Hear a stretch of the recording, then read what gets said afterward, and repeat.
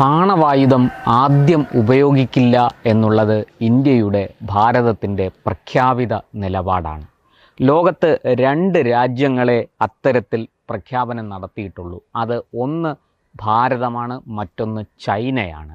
ഈ 2 രാഷ്ട്രങ്ങളും ലോകത്തോട് ഉറപ്പിച്ചു പറഞ്ഞു, ആണവായുധം ഞങ്ങളുടെ കൈവശമുണ്ട്, പക്ഷേ ഞങ്ങളത് ആദ്യം ഉപയോഗിക്കില്ല. അതിൻ്റെ അർത്ഥം രണ്ടാമത് ഞങ്ങൾ ഉപയോഗിച്ചു കൂടായികയില്ല എന്ന് തന്നെയാണ്. നിവർത്തി കെട്ടാൽ ഞങ്ങളത് രണ്ടാമത് ഉപയോഗിക്കും എന്നാണ് അതിൻ്റെ അർത്ഥം. ഇത്തരത്തിൽ ആത്മവിശ്വാസത്തോടുകൂടി ഇങ്ങനെ പറയണമെങ്കിൽ കൈവശം ആധുനികമായ ആണവായുധങ്ങൾ ഉണ്ടായിരിക്കണം. ആ ആണവായുധങ്ങൾ വഹിക്കാൻ ശേഷിയുള്ള വിമാനങ്ങളും പോർ വിമാനങ്ങളും മിസൈലുകളും ഉണ്ടായിരിക്കണം എന്ന് വ്യക്തമാണ്.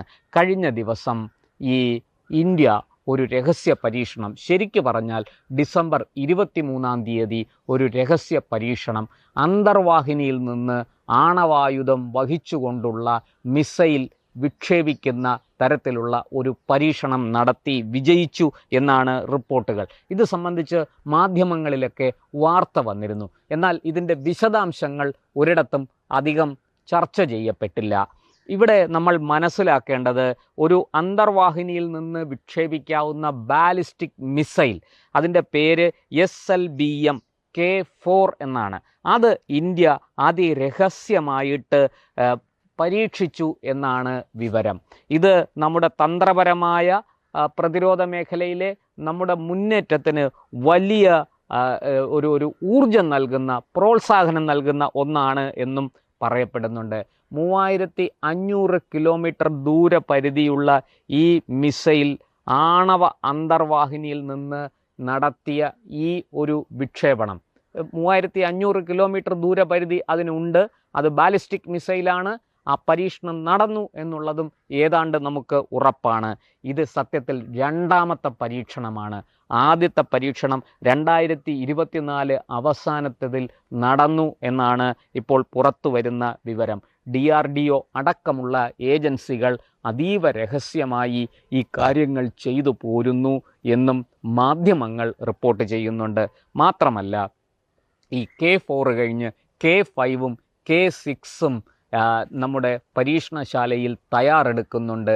5000 കിലോമീറ്റർ വരെ ദൂരപരിധിയുള്ള മിസൈലുകളാണ് ഈ K6 ഇനത്തിൽപ്പെടുന്നത്. അതുകൊണ്ട് തന്നെ ഇന്ത്യക്ക് വളരെ കൃത്യമായി ഇന്ത്യയുടെ ശത്രുക്കൾ ആരൊക്കെയാണെന്ന് ഇന്ത്യക്കറിയാം. അവരെയെല്ലാം കൃത്യമായി ലക്ഷ്യം വെച്ചുകൊണ്ടുള്ള ഒരു നടപടിയിലേക്ക് പോകാൻ ഇന്ത്യക്ക് കഴിയും എന്ന് ഈ പരീക്ഷണം തെളിയിക്കുന്നു. അതുമാത്രമല്ല, ഈ ആണവ പരീക്ഷണം, ആണവ ബാലിസ്റ്റിക് മിസൈൽ, ആണവ പോർമുന വഹിക്കാൻ കഴിയുന്ന ഈ ബാലിസ്റ്റിക് മിസൈലിൻ്റെ പരീക്ഷണം നടത്തിയത് ഏത് അന്തർവാഹിനിയിൽ നിന്നാണ് എന്ന് വിവരം രഹസ്യമാക്കി സൂക്ഷിച്ചിരിക്കുകയാണ്. 2 അന്തർവാഹിനികൾ നമുക്ക് ഈ ഘട്ടത്തിൽ നമുക്ക് പറയാനായിട്ടുണ്ട്.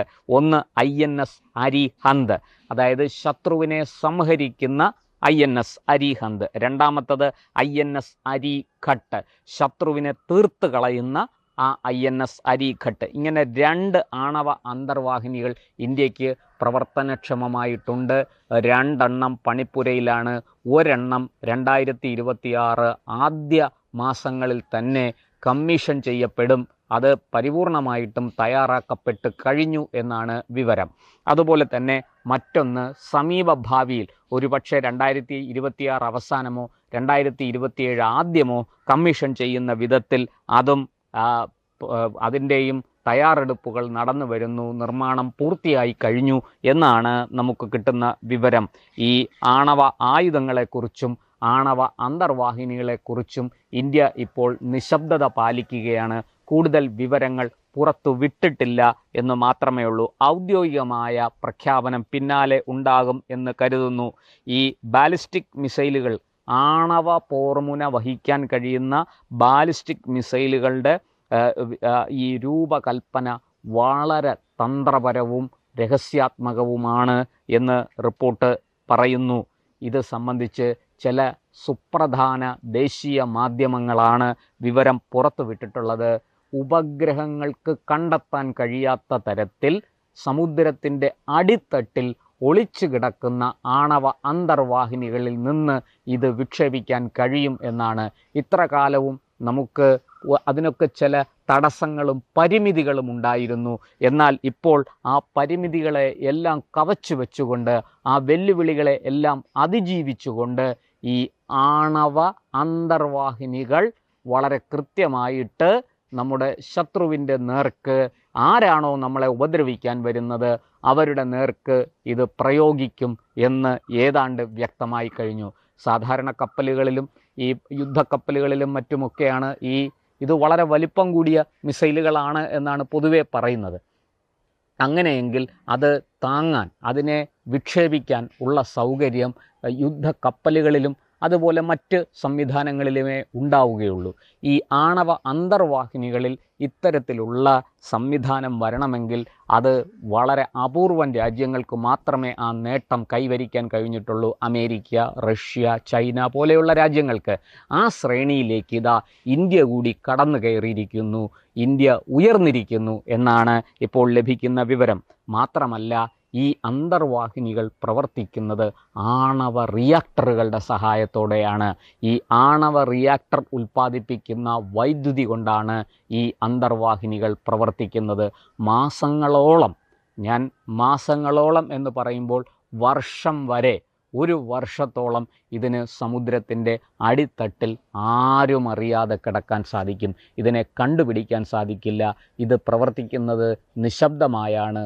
ശബ്ദത്തിൻ്റെ ഒരു ചെറിയ തരംഗം പോലും അത് ഉൽപ്പാദിപ്പിക്കില്ല. അതുകൊണ്ട് തന്നെ ഈ റിയാക്ടറുകളുടെ സഹായത്തോടുകൂടി വൈദ്യുതി ഉൽപ്പാദിപ്പിച്ച് പ്രവർത്തനക്ഷമമായിരിക്കുന്ന ആണവ അന്തർവാഹിനികളിൽ നിന്നുമാണ് ബാലിസ്റ്റിക് മിസൈൽ, ആണവ പോർമുന വഹിക്കാൻ ശേഷിയുള്ള ബാലിസ്റ്റിക് മിസൈൽ നമ്മൾ പരീക്ഷിച്ചിരിക്കുന്നത് എന്നുള്ളതാണ് ഏറ്റവും വലിയ നേട്ടം. ഇത് ഇന്ത്യയുടെ ഈ പറഞ്ഞതുപോലെ രണ്ടാമത്തെ പരീക്ഷണം എന്നാണ് മാധ്യമങ്ങൾ നൽകുന്ന വിവരം. ആദ്യത്തെ പരീക്ഷണം 2024 ഡിസംബറിൽ നടന്നു. അതും സമുദ്രത്തിൻ്റെ അടിത്തട്ടിൽ അന്തർവാഹിനിയിൽ നിന്ന് തന്നെയാണ് ആ പരീക്ഷണവും നടത്തിയത്. ഈ രണ്ടാമത്തെ പരീക്ഷണം K4ൻ്റെത് നടന്നു കഴിഞ്ഞപ്പോൾ നമ്മുടെ ആത്മവിശ്വാസം വർദ്ധിച്ചിരിക്കുന്നു. വളരെ കൃത്യമായിട്ട് നമുക്ക് ശത്രുവിനെ ലക്ഷ്യം വയ്ക്കാൻ കഴിയും. ആദ്യം ആണവായുധം നമ്മൾ ഉപയോഗിക്കില്ല എന്ന ആ ആത്മവിശ്വാസത്തിൻ്റെ രഹസ്യം ഇതാണ് എന്ന് ഒരിക്കൽ കൂടി തെളിഞ്ഞിരിക്കുകയാണ്. അത് അടിവരയിട്ട് പറയാൻ കഴിഞ്ഞിരിക്കുന്നു. ഇന്ന് മാത്രമല്ല, നമുക്ക് നേരെ ആണവായുധം പ്രയോഗിക്കുന്നവർ ആത്മഹത്യ ചെയ്യുന്നതിന് തുല്യമായ നടപടിയിലാണ് ഏർപ്പെട്ടിരിക്കുന്നത് എന്നും വിലയിരുത്തപ്പെടുന്നുണ്ട്.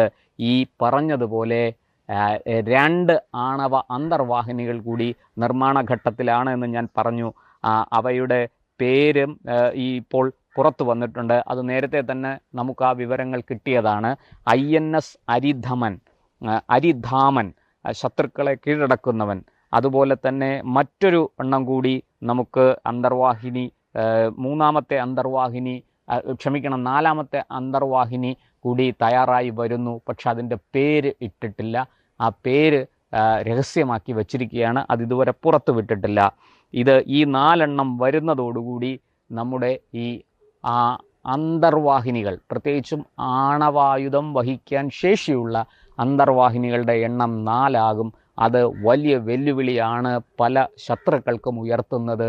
ഇന്ത്യയെ ആക്രമിക്കുന്നതിന് മുൻപ് 100 വട്ടമല്ല 10,000 വട്ടം ആലോചിക്കണം എന്നുള്ളത് അവർക്കുള്ളൊരു മുന്നറിയിപ്പാണ്. അതിനു വേണ്ടിയിട്ടാണ് ഈ പരീക്ഷണം ഇന്ത്യ ഇപ്പോൾ നടത്തിയതെന്ന് പോലും നമുക്ക് മനസ്സിലാക്കാം. എന്തായാലും K5, K6 മിസൈലുകളുടെ നിർമ്മാണവും പരീക്ഷണവും ക്രമാനുഗതമായി നടന്നു വരുന്നു. അത് വളരെ കൃത്യമായി താമസം വിന, അതായത് 4000 കിലോമീറ്റർ, 5000 കിലോമീറ്റർ ഇതിന് മുകളിലായിരിക്കും ഈ K5ഉം K6ഉം ദൂരപരിധി. അവയുടെ ദൂരപരിധി അത്രയുമായിരിക്കും എന്നാണ് ഇപ്പോൾ കിട്ടുന്ന വിവരം. മാത്രമല്ല, ഇത് അന്തർവാഹിനികളിൽ മാത്രമല്ല, കപ്പലുകളിലും യുദ്ധക്കപ്പലുകളിലും നിന്ന് ഇവ തൊടുക്കാൻ കഴിയും, വിക്ഷേപിക്കാൻ കഴിയും. എന്തായാലും സമാധാനം ആഗ്രഹിക്കുന്ന ഇന്ത്യ സൈനിക കരുത്തിൽ, പ്രതിരോധ മേഖലയിൽ വളരെ മുന്നിലാണ്. ധൈര്യമുള്ളവനെ, തൻ്റെടമുള്ളവനെ, കരുത്തുള്ളവനെ, ശക്തിയുള്ളവനെ, ബുദ്ധിയുള്ളവനെ ആക്രമിക്കാൻ ആരും മടിക്കും എന്നുള്ളത് സത്യമാണ്. ആ തന്ത്രമാണ് ഇന്ത്യ ഇവിടെ പ്രയോഗിക്കുന്നത്. അതായത് എനിക്ക് കരുത്തുണ്ട്, എന്നോട് കളിച്ചാൽ നിന്നെ വിടില്ല, നിനക്ക് കൃത്യമായ കളി ഞാൻ പഠിപ്പിച്ചു തരും. ഈ നയം ശക്തിയുണ്ട് എന്ന് പറഞ്ഞാൽ പോരാ, അത് ചില സ്ഥലങ്ങളിൽ പ്രദർശിപ്പിക്കുക കൂടി വേണം. അങ്ങനെയൊരു പ്രദർശനം കൂടിയാണ് ഇന്ത്യ ഇപ്പോൾ നടത്തിയിരിക്കുന്നത്. ഇത് സംബന്ധിച്ച് അധികം കാര്യങ്ങളൊന്നും പുറത്തു വിടുന്നില്ലെങ്കിലും വിടേണ്ടതൊക്കെ പുറത്ത് വിട്ടിട്ടുണ്ട്. മനസ്സിലാക്കേണ്ടവർ അതൊക്കെ മനസ്സിലാക്കിയിട്ടുണ്ട്. അത് ചൈനയായാലും കൊള്ളാം, പാകിസ്ഥാനായാലും കൊള്ളാം, അങ്ങ് ദൂരെ അമേരിക്കയായാലും കൊള്ളാം. മനസ്സിലാക്കേണ്ടവർ ഇതൊക്കെ മനസ്സിലാക്കിക്കൊള്ളുക.